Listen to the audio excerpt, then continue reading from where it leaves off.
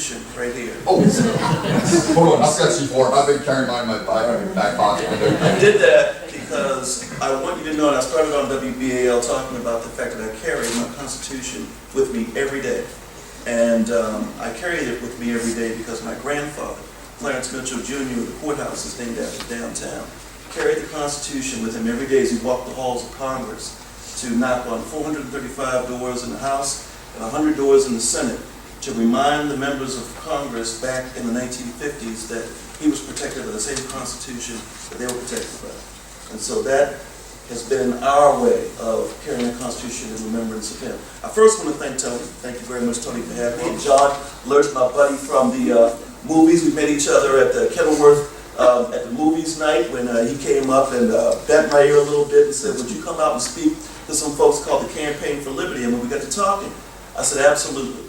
And so I want to say, God bless you all for coming out and really talking about something and trying to embark and live something that we all should be about, which is liberty. And I want to approach that from the standpoint of politics, because it is very important that we understand that liberty, which is promised to us, not just in the Constitution, just by being born, is only protected by those who are involved in whatever process that there is in the community or society that they live in. It can only be protected by the involvement of those. Now, we have chosen in our country a political process, a way that you have representation. Then that representation is supposed to, doesn't always do it now, but supposed to guarantee the protections that this Constitution says we are supposed to have. So John said talk about a half hour. I'm going to talk for a while. If I run too long, tell me to stop, but I'm going to really open it up to questions for you. But let me begin a little bit about my background so that you kind of get why it is so important to me and so integral to who I am as a person when you hear me on the radio on a regular basis. My great-grandmother, her name was Lily Mae Jackson. She was president of the Baltimore branch of the NAACP from 1935 to 1970. It was very difficult for a woman to be the head of a lot of stuff back in the 1930s. So I tell folks also that it's very easy today for a lot of folks to join the NAACP. I compare it to the fact that it's very easy today to be a Christian. Try being one with sticking lines on you back in the day. Back in 1935, we had our last lynching here in Maryland. It was on the eastern shore of Maryland. So an NAACP member at any time might get lynched in the 1930s. And my great-grandmother was a member and the president, the face, the head of that particular group. My grandfather, as I mentioned to you, was a lobbyist with the Washington Bureau of the NAACP, and he actually helped to craft the language for the 1964 Civil Rights Act, Public Accommodations Act, 1965 Voting Rights Act, and the 1968 Housing Bill. He sat in President Johnson's office with staff to help write the language for those particular pieces of legislation. My Uncle Perrin, Congressman Perrin Mitchell, served in Congress for 16 years, and my dad, Clarence A. Mitchell III, was a state senator. He was elected in 1962 at the age of 22.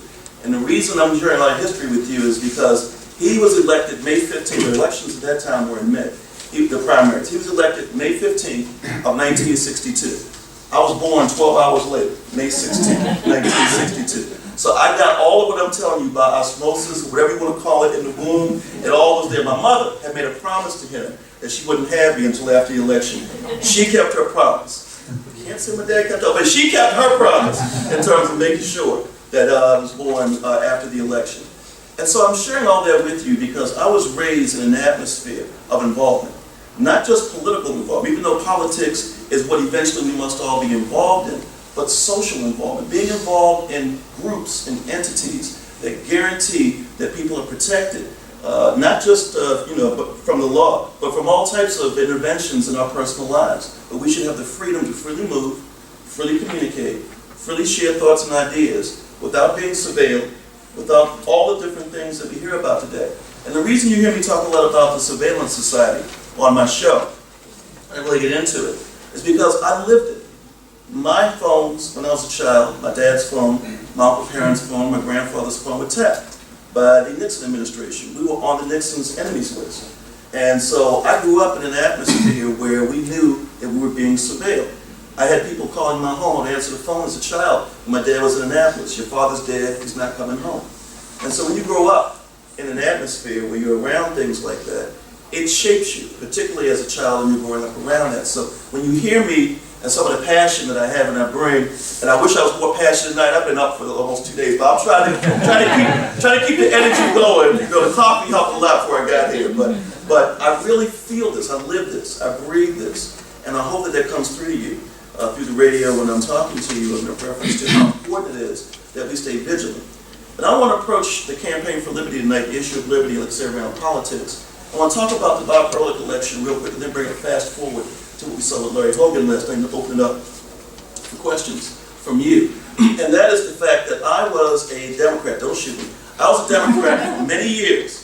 And being a Democrat for many years, I really thought, I got elected when I was 20 years old to the Democratic State Central Committee. And I served in the State Central Committee in elected capacity for 12 years before I got elected to the House of Delegates and then to the Maryland State Senate. And when I was in the State Central Committee, I really thought that registering people to vote, getting out there and getting people involved in politics, making sure that polls were covered on election day, making sure that people were involved, I thought that was an important thing to do. That was part of what my great-grandmother Jackson raised us all on, which is public service is the rent you pay for your existence on this earth. I was raised with that credo, and it became part of what I wanted to do. But as I became more involved and saw how one-party rule can become corruptive and just corrosive to any political environment, I don't care if it's Republicans or Democrats, one-party rule can become extremely just negative when it comes to the political process. I soured in the Democratic Party. And I soured in the Democratic Party finally to the point where I began to challenge them. Long before Robert Ehrlich, not long before, but a couple of years before Robert Ehrlich, I supported a Republican judge, Robert Dugan, when he decided to challenge the just horrible way that Paris Glendening had politicized the judicial appointments to the bench. Before Paris Glendening came into office, Democrat, Republican governor didn't matter. Whomever the judges were that were selected by the Judicial Nominating Committee, regardless of party, if they were ranked, that's who got appointed. There was no politics, and should have been none, involved. Paris Glendening refused to take the #1 name on that list from Baltimore County, Robert Dugan, because he was a Republican. And that was wrong. So I decided, Democrat, to help Republican, even though you shouldn't have mattered, he was running for a judge, Robert Dugan, to challenge the Glendening administration. Well, guess what? Robert Dugan won against the slate that was put together by Paris Glendening. And that was the beginning of my being targeted by Paris Glendening. And you heard Tony talking about the fact that the Glendening administration redistricted me basically into a map where the Court of Appeals from the bench said, how could you create a district where this senator, I was in the Senate at the time, had to take a vote to literally get to 2 parts of his district? They called it one of the most gerrymandered maps ever in America, and for the first time in the history of the state of Maryland, the map was thrown out, and the court itself redrew the redistricting map. And I'm going to share that as I go to Bob Ehrlich, because I want you to know, I was told, oh, there's no way, don't get a lawyer, don't fight the map, don't challenge it, I wasn't challenging it just for me. That redistricting map was shortchanging the citizens of Maryland by having politics enter into something that should occur every 10 years to reflect the population trends in a particular state. And Paris Glendening bastardized that, along with Mike Miller, along with the time Casper Taylor was the speaker, not Mike Bush, Casper Taylor, they bastardized the process of redistricting. So we took them to court and we won. And so I'm sharing that because when everybody tells you you can't do something, that it's impossible, that's never happened before in history, don't listen to them. Because it's always a first time in history to accomplish anything. That gets me to Bob Ehrlich. I got to know Congressman Bob Ehrlich when I was in the Senate. And so we became friends. And so one day, Bob Ehrlich calls a couple other people. They say, I want to run for governor. I think I'm going to run for governor. Now all this is happening at the time when I'm being redistricted as well. So when Bob Ehrlich, let me get a just a word real quick here. Thank you, excuse me. So when we get together, we decide that we're going to challenge Kathleen Kennedy Townsend. Kennedy, the daughter of Robert F. Kennedy. Now, it's very easy today, and I've heard people, hindsight being 20/20 as it always is, say, oh, she was a horrible candidate, and, it was easy beating Kathleen Kennedy Townsend, she was just terrible. Well, I was there then, so I don't have the luxury of a lot of people's hindsight where it was easy. Kathleen Kennedy Townsend was on national television shows before she was running for governor, she was being projected, she was on the front cover of Time magazine, she was being projected as being the first woman president of the United States of America. Now we all forget that now. We all forget the political clout and the power the Democratic Party brought to the state to support her. Now we just go, yeah, Bob Ehrlich won that, no big deal. It was a huge deal. So when Bob Ehrlich decided to run, we put together something, and I created it called Democrats for Ehrlich. You may remember, you saw bumper stickers all over the place, Democrats for Ehrlich, Democrats for Ehrlich.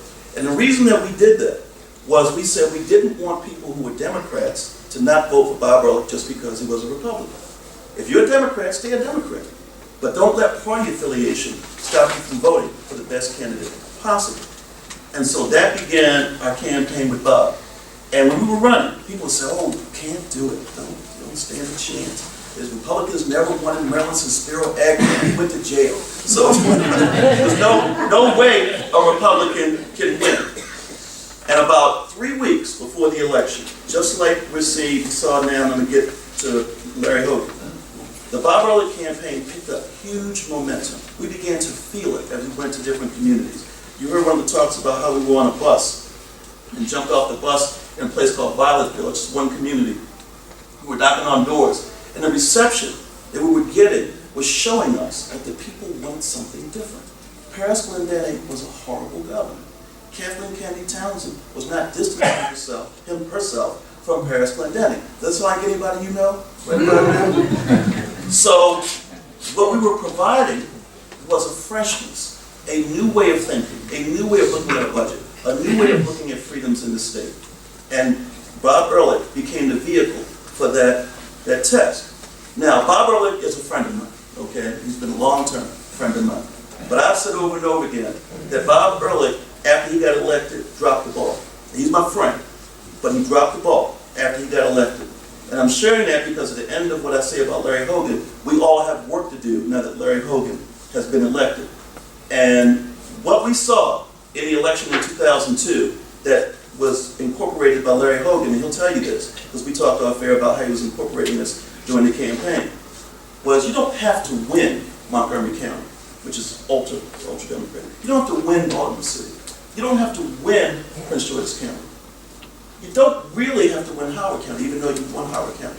All you need is enough of those counties, enough of a sliver of those counties. Now, Baltimore County, that was pivotal, because that was Bob Ehrlich's home. And we knew we had to win Baltimore County by a significant margin. And you may remember Bob Ehrlich won Baltimore County by over 80,000 votes in 2002. So putting all those pieces of a puzzle, a large turnout on the Eastern Shore, large turnout in Western Maryland, it becomes a cookie cutter type of approach where you're piecing it together, almost like a quilt. You're piecing pieces together to achieve a victory. So when people tell you it can't be done, it's because they're not doing the hard, nitty-gritty work that it takes every day to do this. Those of you who serve on the State Central Committee Republicans, you know that it takes hard work to register people to vote. It takes difficult, painstaking talking to, getting the details down.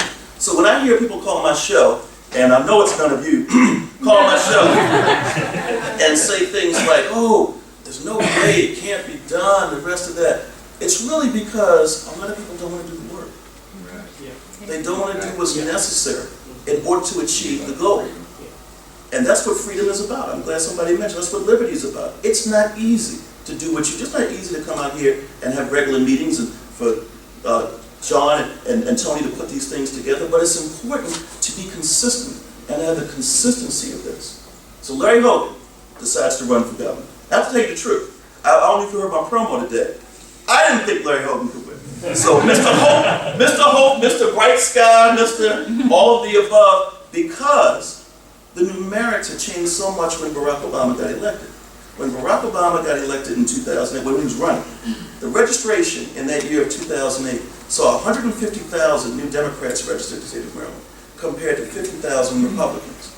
And that was on top of an already existing 2-1 Democratic margin. So the mathematics, you just get 2 and 2 is going to be 4 today, tomorrow, the next day. So as much as you want things to hopefully change, the math you can't escape. But the one thing that Larry Hogan remembered from 2002, Democrats for Ehrlich. He didn't need to worry about the fact that Republicans and independents together in the state don't match the number of Democrats. He needed to appeal to people who were thinking to say, our state is going in the wrong direction. Our state can do better than this. Our state doesn't need to have a third term of tax, fee, toll increases. We're talking about a ballot measure to protect the Transportation Trust Fund. What the is that? Why do we need to have a constitutional provision to protect something called a trust fund? Because, and by the way, that provision, did you notice, I don't know if you noticed on that ballot measure, they didn't define what an emergency is. Did you notice that? It's got tons of loopholes. So what is an emergency?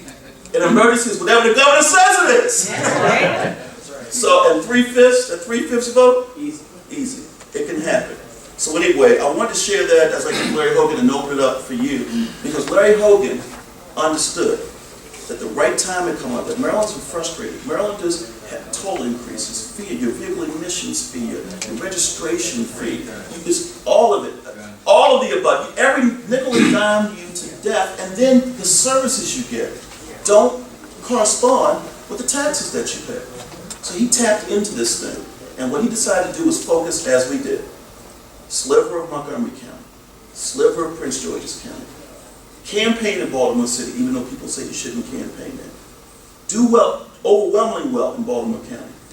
Go to Southern Maryland, go to Eastern Chicago. Larry Hogan put shoe leather out there and worked his behind off on this election, while Anthony Brown was calling him a molehill and something that he could overcome like a molehill. And the impossible happened, ladies and gentlemen. Larry Hogan not only won yesterday, but as we were going through the election results, he never was behind. He wasn't behind one moment in the elections yesterday. You know how amazing that is for a non-elected official, somebody who's never held public office, against a monster that is the Democratic Party in this state. To do that was truly amazing, but not impossible. And that's what I want to share with you tonight. What you're doing tonight is very important. Larry Hogan should be a lamplight for you in terms of somebody who cared. Yes, his dad was a congressman, but Larry didn't want to get into politics. Larry was just a regular guy with a business that was out there. Yeah, he'd dibble and dabble and support people for politics, but when he started to change Maryland, the reason he started to change Maryland is because he was fed up with what he saw as a bastard, I'm yelling at that word by the way, bastardizing of our political process.